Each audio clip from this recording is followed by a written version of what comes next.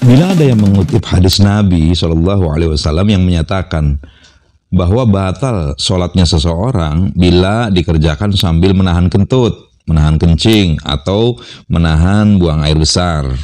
Mari kita lihat peristiwa yang mengisahkan Al-Qasim. Dia adalah keponakan daripada Aisyah radhiyallahu anha. Dikisahkan Al-Qasim jika ia berbicara sering salah, ia lahanah. Secara nasab, ia adalah cucu Abu Bakar As-Siddiq, putra Muhammad bin Abu Bakar. Aisyah sebagai seorang bibinya memberi nasihat kepada Al-Qasim. Namun nampaknya Al-Qasim seperti kurang senang mendapat nasihat dari bibinya itu. Apa nasihatnya? Begini kejadiannya. Pada waktu Aisyah menyediakan makanan, Al-Qasim berdiri hendak pergi. Aisyah menegurnya. Hendak kemana wahai Qasim? Al-Qasim menjawab bahwa ia hendak pergi sholat. Mendengar jawabannya itu, Aisyah menyuruh Al-Qasim kembali duduk. Seraya berkata, aku mendengar Rasulullah bersabda, la sholata bihadratit ta'amin, wala huwa yudafi'uhul ahbathani.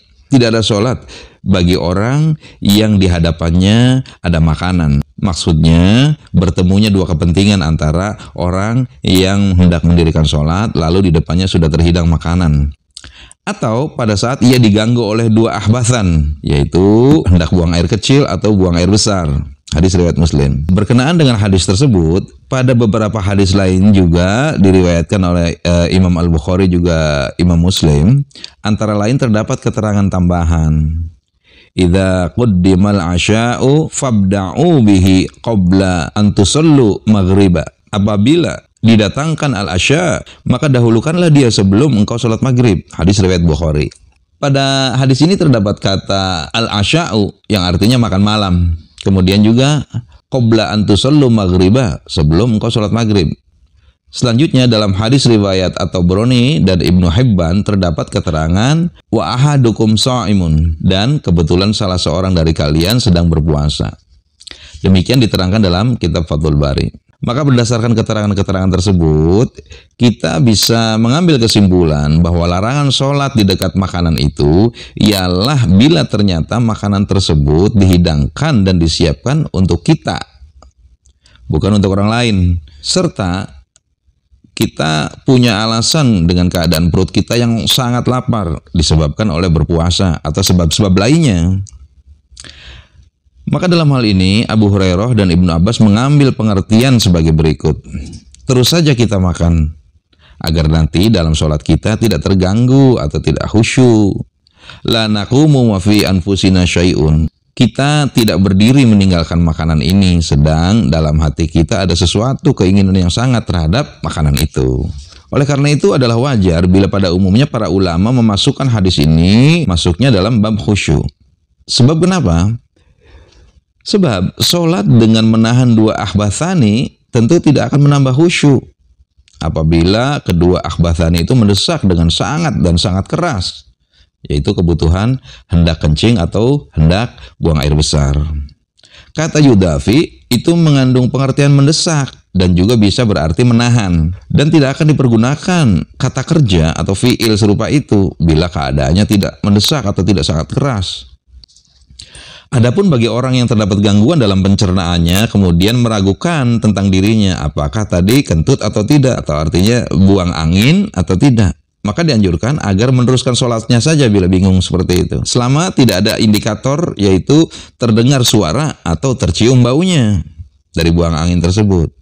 Demikianlah hadis itu diriwayatkan oleh Imam Muslim. Idza wajada ahadukum fi batnihi syai'un fa ashkala alaihi akhraja minhu syai'un amla fala yahrujanna minal masjidi hatta yasma'a sautan atu yajida rihan.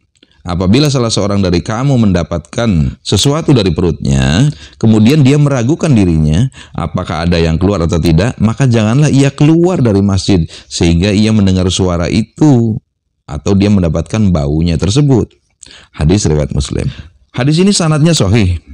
Adapun sari dari pengertian dari hadis tersebut ialah mengabarkan tentang hal-hal yang mengganggu kekhusyuan sholat, sehingga apabila sholatnya dikerjakan terus, maka sholatnya menjadi tidak khusyuk dan tentu hampa dong.